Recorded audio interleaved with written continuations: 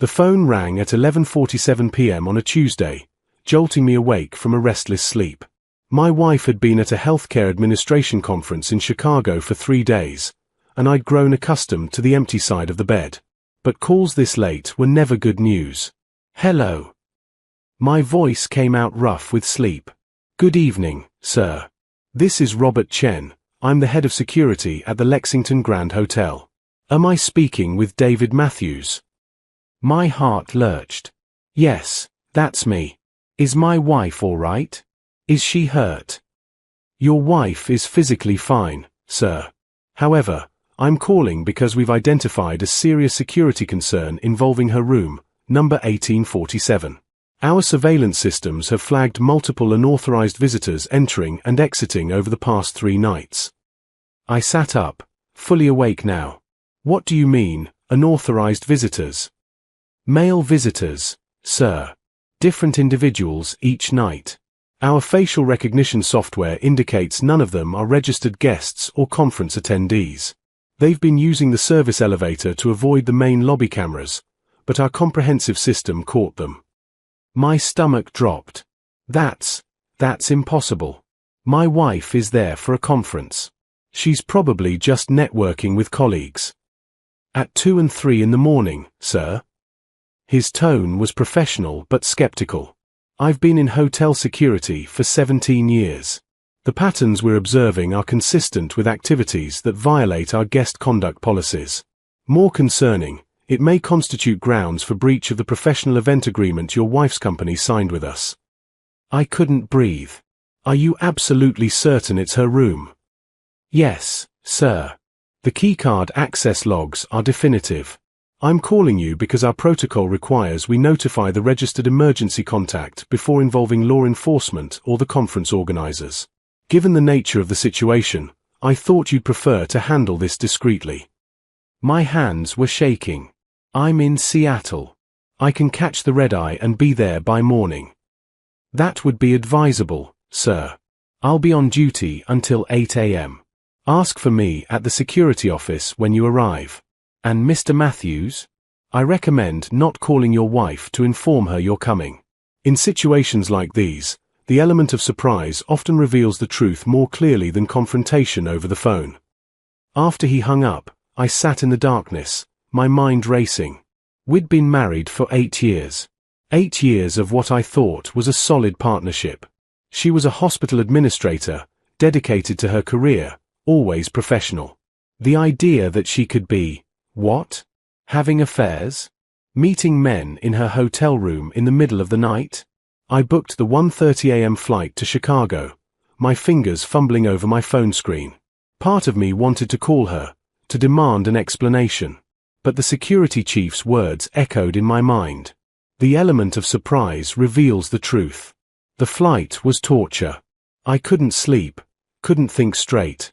I kept replaying our last conversation before she left. She'd been excited about the conference, talking about panel discussions and networking opportunities. She'd kissed me goodbye at the airport, promised to call every night. And she had called, sweet, normal conversations about boring conference sessions and overpriced hotel food. Had all of it been lies? I landed at O'Hare at 6:42 a.m. Chicago time, my eyes gritty from lack of sleep, my stomach churning with anxiety and anger. The Uber ride to the Lexington Grand took 40 minutes through morning traffic. Every minute felt like an hour. The hotel was a gleaming tower of glass and steel in the heart of downtown. I pushed through the revolving doors into a lobby that reeked of wealth and discretion, exactly the kind of place where secrets could be kept. The security office was tucked discreetly behind the concierge desk. I gave my name to the desk clerk, and within minutes, a tall man in a dark suit appeared. Mr. Matthews. He extended his hand. Robert Chen. Thank you for coming so quickly. I think you'll want to see what we've documented. He led me down a corridor to a small office filled with monitors. My heart hammered against my ribs as he pulled up a chair for me. Before I show you this, he said quietly, I want you to understand that what you're about to see may be distressing. Do you need a moment? I shook my head, unable to speak. He nodded and pressed play on the first video file. The timestamp on the video read 1:47 a.m. from the previous night. The angle showed a hallway on the 18th floor, the camera positioned to capture the elevator bank and the doors leading to rooms 1840 through 1850. The footage was remarkably clear, no grainy, indistinct images. Every detail was sharp under the hallway's soft lighting. At 1:51 a.m., the service elevator doors opened. A man stepped out, mid-30s, athletic build, wearing jeans and a leather jacket. He looked both ways down the corridor, then walked with purpose to room 1847. He knocked softly, a specific pattern. 3 quick raps, pause, 2 more. 10 seconds later, the door opened. My wife stood in the doorway wearing a black silk robe I'd never seen before. She smiled at him, not a polite smile, but something intimate, knowing. She stepped aside, he entered, and the door closed behind them. "Keep watching," Chen said quietly. He fast-forwarded. At 3:23 a.m., the door opened again. The same man emerged, now looking disheveled, tucking in his shirt. My wife appeared behind him, saying something I couldn't hear. He turned, kissed her cheek, and she laughed, actually laughed, before closing the door. "There are 2 more from previous nights," Chen said, pulling up another file. "This one is from Sunday evening. Different man, same pattern. This one was older, maybe 45, wearing business casual attire. Same knock pattern. Same intimate greeting. He stayed until 2:47 a.m. The third video, from Monday night, showed yet another man, younger this time, couldn't have been more than 25. Dark hair, expensive watch catching the light.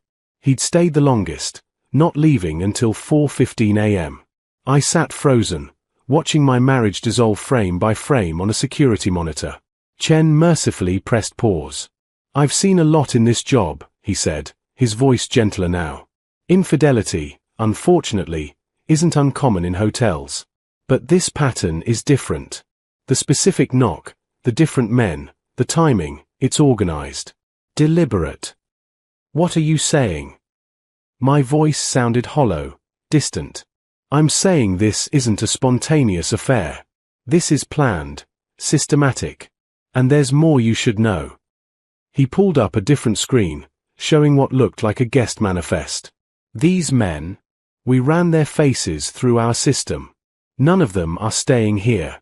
None of them have any legitimate business in this hotel. Then how did they get up to the 18th floor without being stopped? Service elevator doesn't require a keycard from the parking garage. It's a security flaw we're addressing. But they knew about it.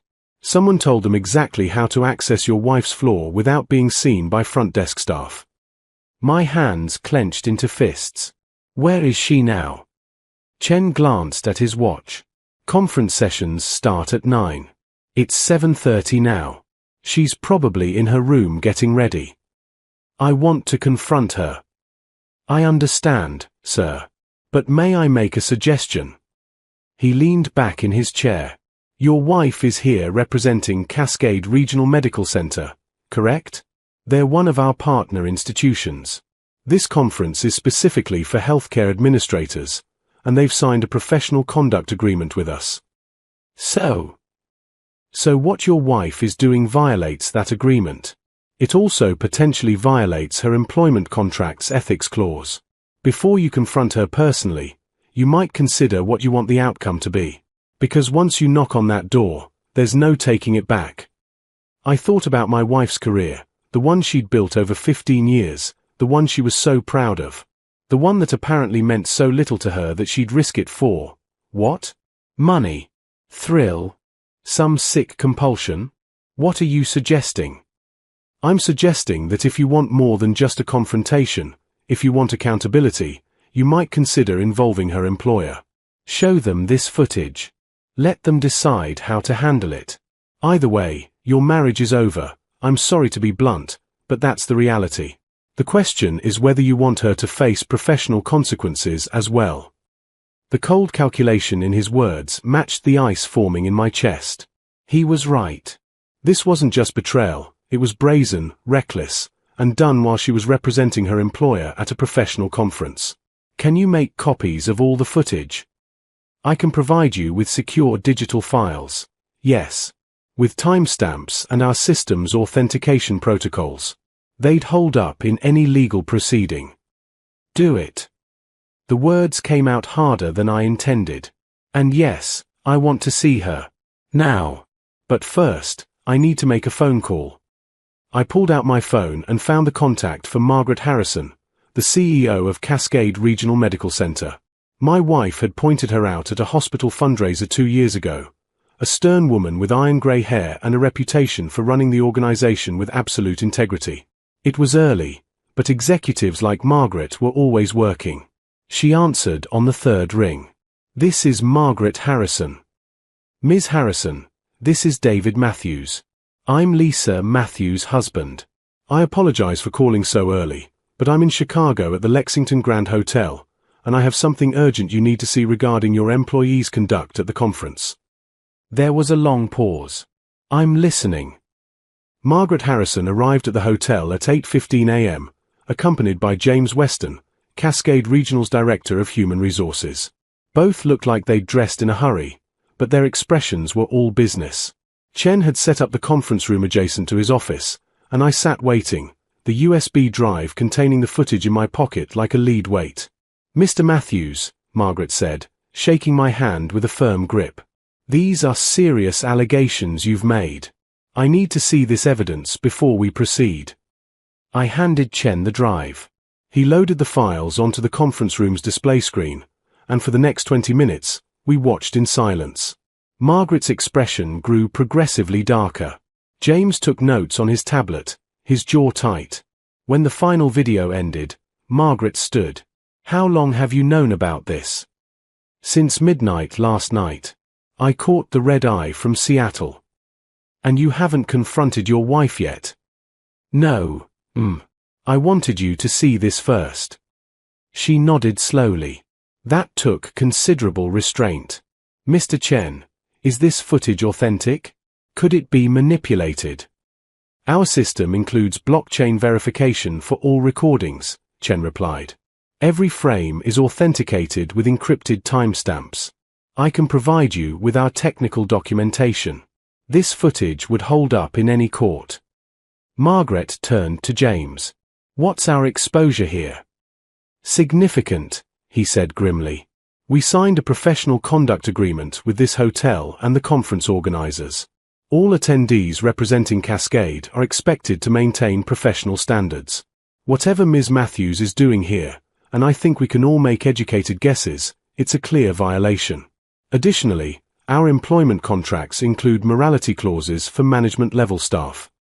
She's a senior administrator, Margaret said. This could reflect on the entire organization. It already has, Chen interjected. 3 different men, 3 different nights, all using an unsecured service entrance. If this becomes public knowledge, it raises questions about judgment, discretion, and professional integrity, all while representing your medical center at an industry conference. Margaret's phone buzzed. She glanced at it. The morning keynote starts in 40 minutes. Lisa is scheduled to moderate a panel this afternoon. She looked at me. Mr. Matthews, I appreciate you bringing this to my attention before it became a public incident. What outcome are you seeking? Honestly, I don't know. Yesterday morning, I thought I had a happy marriage. Now I'm watching my wife sneak men into her hotel room like she's running some kind of operation. I want answers. I want to know who those men are, what she's been doing, and how long this has been going on. Those are questions we share, Margaret said. Mr. Chen, what room is she in? 1847. I can escort you up. Please do. James, you're with me. Mr. Matthews, I won't prevent you from being present, but I want your word that you'll let us handle the professional aspects of this conversation. You're entitled to confront your wife about your marriage, but the employment issues are between Cascade and Ms. Matthews. Understood. We took the elevator to the 18th floor in tense silence. My heart was pounding so hard I could hear it in my ears. We walked down the hallway, the same hallway I'd watched on video, where 3 different men had walked to my wife's door. Chen knocked. Professional. Firm. Hotel security, Ms. Matthews. Please open the door. Silence. Then footsteps. The door opened, and there she was. My wife looked perfect, hairstyled, makeup applied, wearing a navy business suit I'd seen her wear to work dozens of times. Professional, competent, put together. The same woman who'd kissed me goodbye at the airport 4 days ago. Her eyes widened when she saw me, then darted to Margaret and James. The color drained from her face. David? What are you? She stopped, clearly registering the group standing in her doorway. Ms. Harrison? I don't understand. Inside. Lisa. Now, Margaret said, her voice like steel. We filed into the room. It was immaculate, bed made, no personal items scattered about. The only signs of occupation were a laptop on the desk and a suitcase in the corner. The black silk robe was nowhere to be seen. Sit down, Margaret commanded, pointing to the desk chair. My wife sat, her hands trembling slightly. I remained standing by the door, arms crossed, trying to keep my emotions in check. Margaret stood front and center, James beside her with his tablet. Chen positioned himself near the window, professional and detached. Lisa, Margaret began, you've been representing Cascade Regional Medical Center at this conference for the past 3 days. You're here in a professional capacity, funded by our organization's training budget, and expected to maintain the standards we require of all our senior administrators. Yes, of course, my wife said, her voice uncertain. I've attended all the sessions, I've been networking. Have you also been entertaining unauthorized visitors in your room? Multiple male visitors, late at night, using service entrances to avoid detection. The blood drained from her face completely now. What are you talking about? Chen spoke up. Our security system captured clear footage of 3 different men entering and exiting your room over the past 3 nights. Would you like to see it? No. The word came out as barely a whisper. She looked at me, her eyes pleading. David, I can explain. Can you? I said, my voice cold. Can you explain why 3 different men knocked on your door in the middle of the night? Why you were wearing a robe I've never seen? Why you kissed one of them goodbye at 3 in the morning? Tears started streaming down her face. It's not what it looks like. Then what is it? Margaret demanded. Because from where we're standing, it looks like you've been using a professional conference as cover for extremely inappropriate behavior. Behavior that violates your employment contract, the hotel's guest conduct policies, and every standard of professional ethics we hold at Cascade. My wife's hands covered her face. Her shoulders shook with sobs. But I felt nothing, no sympathy, no urge to comfort her. Just cold, hard betrayal. I need answers, I said quietly. Right now. Who were those men? She looked up at me through tears, mascara running down her cheeks. And in that moment, I saw something I'd never seen before in her eyes. Fear. They were clients, she whispered. The word hung in the air like poison gas.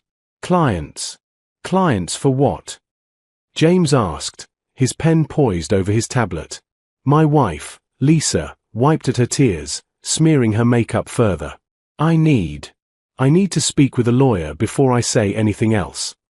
That's your right, Margaret said coldly. But understand this. We have video evidence of multiple men entering and leaving your room across multiple nights while you were here representing our organization. We have records of you using company funds to attend this conference. Whatever you've been doing, it's already documented. The only question is whether you're going to tell us the truth, or whether we'll have to piece it together ourselves, and involve law enforcement. Law enforcement. Lisa's voice cracked. No, please. It's not illegal. It's just. God, I never wanted anyone to find out like this. Find out what? I demanded, stepping closer. What the hell have you been doing, Lisa? She took a shuddering breath. I've been providing companionship, high-end escort services, for the past 2 years. The room seemed to tilt. James actually gasped. Margaret's expression hardened to stone. You're a prostitute, I said, the word tasting like acid. It's not like that. It's sophisticated, discreet. These are wealthy businessmen who want company for dinner, conversation, someone elegant to be seen with. The physical aspect it's secondary. Secondary, I repeated numbly. I watched one of them leave your room at 3 in the morning, Lisa.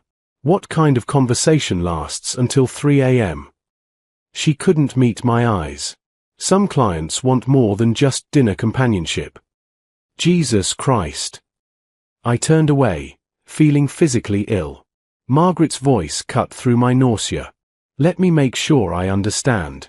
You've been operating as a sex worker while simultaneously holding a senior administrative position at a hospital. A position that requires security clearance, handles sensitive patient information, and oversees departmental budgets.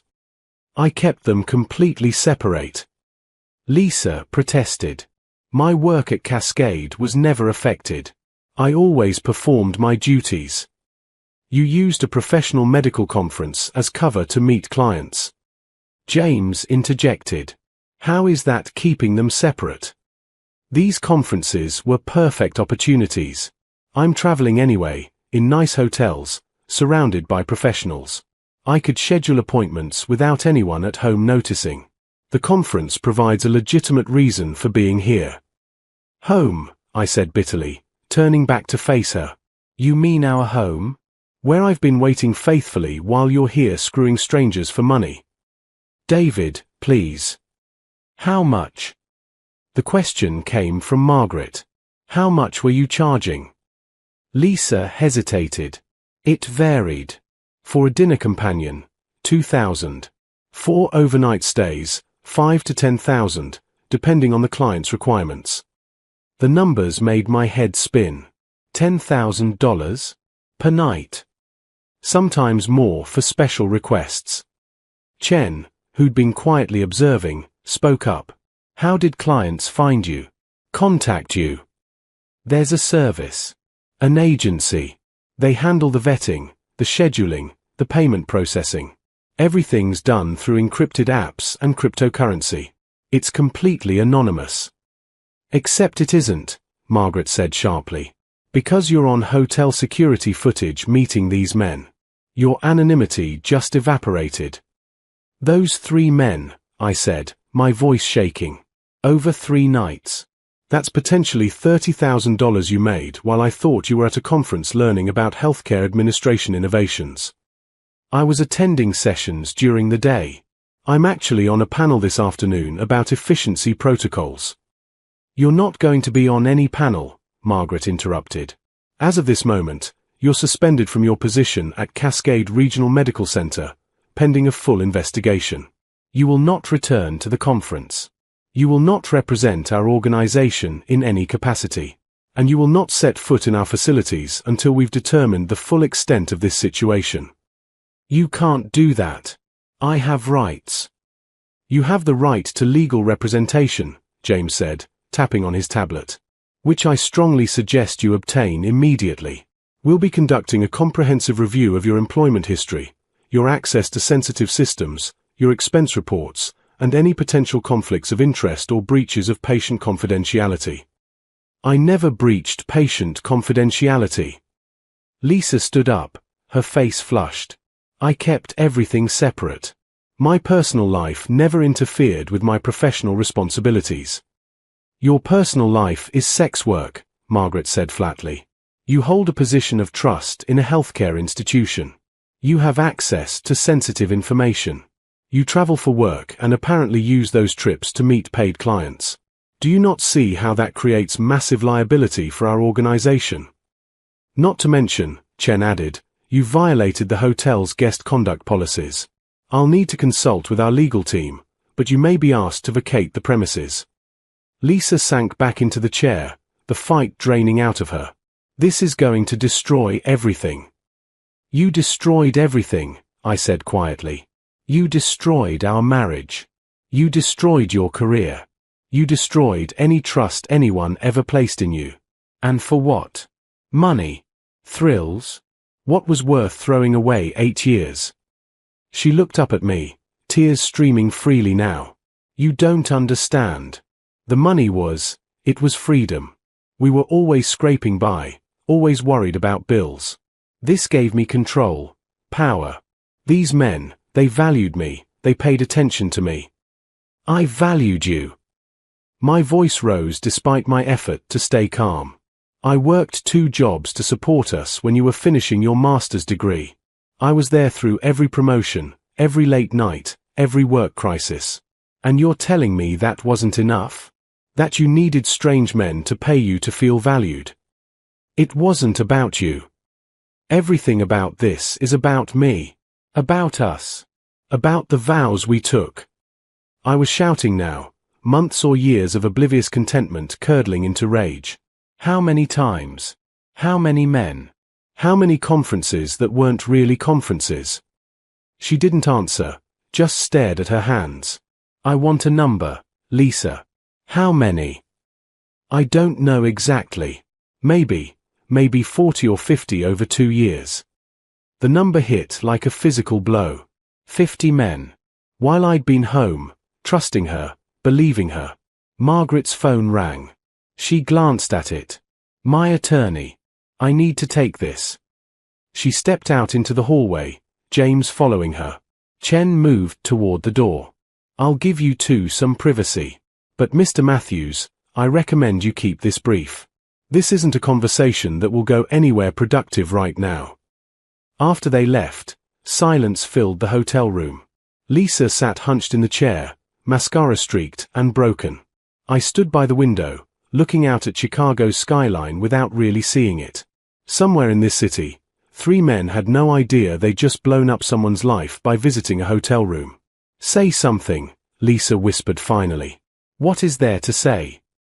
I turned to face her. You've been living a double life for 2 years. Every conference, every trip, every late-night work emergency. I'm assuming at least some of those were lies too. She nodded slowly. Not all of them. But yes, some. I'd add an extra day to conferences, or claim I needed to stay longer for meetings. It gave me more time with higher-paying clients. And at home? When you'd come back and kiss me hello, tell me about your boring sessions and networking dinners, were you laughing at me the whole time? No. God, no. I never thought of it that way. It was like I was 2 different people. The wife who loved you, and the other person who did this other thing. They weren't supposed to touch. But they did touch, Lisa. Every single day. Every time you lied to me, every time you used our marriage as cover for prostitution, they touched. You merged them yourself. She flinched at the word prostitution. The agency calls us luxury companions. Call it whatever you want. You sold your body for money while married to me. That's the reality. I moved to the bed, sitting on the edge because my legs felt unsteady. I need to know something, and I want the truth. Did you ever love me? Or was I just convenient cover for your real life? I did love you. I do love you. She reached toward me, but I pulled back. David, please. I know I've destroyed everything, but you have to believe that my feelings for you were real. The marriage was real. The marriage was a lie. Everything was a lie. Not everything. She wiped her eyes again. Those first 6 years, before I started this, those were real. I was happy. We were happy. Then why? Why would you risk all of that? She was quiet for a long moment, struggling for words. Do you remember when I didn't get the director position at Cascade 3 years ago? When they promoted Richard instead? Of course. You were devastated. I was furious. I'd worked so hard, done everything right, and they still chose him because he fit the culture better. Which meant he was a man who played golf with the board members. Her voice turned bitter. I realized that no matter how competent I was, there were limits to how far I could go, how much control I'd have over my own life. So you became an escort. A friend from grad school mentioned she'd tried it. Made incredible money, felt powerful, got to travel and meet interesting people. She made it sound exciting, liberating. I thought I'd try it once, just to see. 1 client, 1 dinner, easy money. And you couldn't stop. I didn't want to stop. That first client paid $3,000 for dinner and conversation. $3,000 for 4 hours. David. Do you know how long it took me to earn that at Cascade? The second time was even easier. Then I found the agency, and they handled everything: screening clients, security, payment. It felt safe, controlled. It wasn't controlled. Look where we are. I gestured around the room. Everything you built is gone. Your job, your reputation, your marriage. Was the money worth it? She started crying again, harder this time. I don't know. At the time, it felt like yes. I had secret accounts, savings you didn't know about. I was planning. I don't know what I was planning. Maybe I thought I could do this for a few more years and then stop. Retire early, tell you I'd made good investments. And now? Now I've lost everything that actually mattered.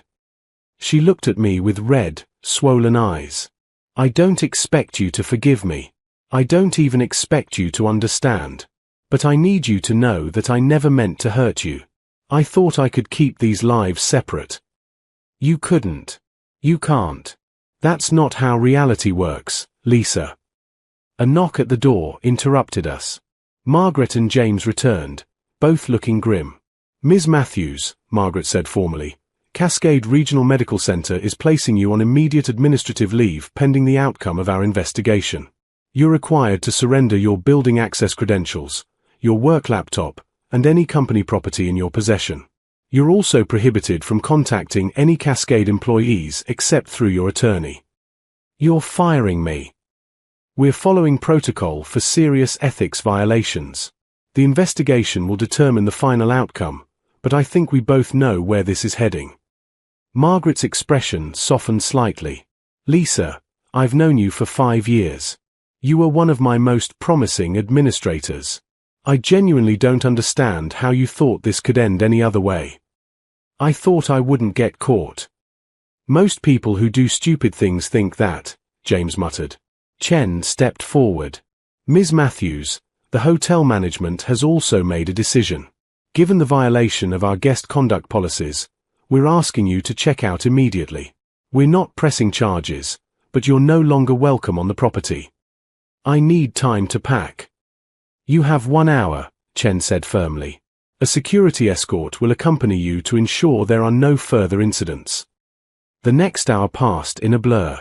Lisa packed her belongings while a hotel security guard stood by the door. Margaret and James left after confirming when Lisa would return their company property. I helped her pack mechanically, years of habit overriding the devastation I felt. We didn't speak. What was there to say? When her suitcase was finally closed, Lisa turned to me one last time. What happens now? Now I go home and file for divorce. You'll be hearing from my attorney. David. Don't. Just don't.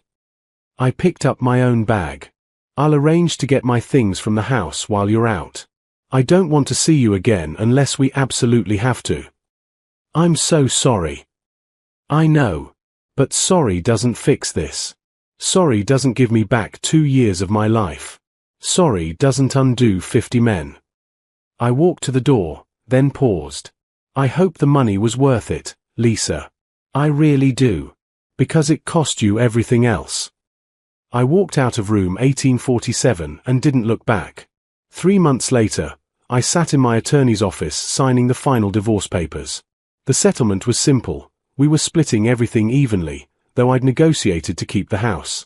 Lisa hadn't fought it. She couldn't afford to draw out the proceedings. The investigation at Cascade had been thorough and damning. They discovered she'd used company travel budgets to extend trips for client meetings, used her work phone to coordinate with the agency, and potentially violated HIPAA regulations by accessing hospital systems while simultaneously maintaining relationships with clients who could have presented conflicts of interest. She'd been terminated for cause, losing her pension and benefits. The agency she'd worked with had disappeared after several media outlets ran stories about high-end escort services targeting business conferences. Lisa's name wasn't published, but enough details leaked that her professional reputation was destroyed. My attorney slid the final papers across the desk. Once the judge signs these, you're officially divorced. How are you holding up? I'm better, I said honestly. Therapy helps. So does knowing the truth, as horrible as it is. Any regrets about how you handled it? I thought about that early morning in Chicago, standing in Chen's security office watching my world implode on video screens. No. She made her choices. I just exposed them. If I hadn't found out, she'd still be doing it. You could have confronted her privately, tried to work it out. And spend the rest of my life wondering when she'd do it again? No. Some betrayals are too fundamental. This wasn't a mistake or a moment of weakness. This was 2 years of calculated deception. I signed the papers and stood. Besides, the people at her hospital deserved to know who they had in a position of trust. The conference attendees deserved to know their professional environment was being exploited. Truth matters, even when it's ugly. Leaving the attorney's office, I felt lighter than I had in months. The betrayal still hurt, probably would for years, but I was free. Free from the lies, from the double life I'd unknowingly been part of, from a marriage that had been hollow at its core. My phone buzzed. A text from my sister. Papers signed? Come over for dinner. You need family tonight. I smiled and headed for my car. The future was uncertain, but it was mine. And this time, I'd build it on truth, no matter how difficult that truth might be.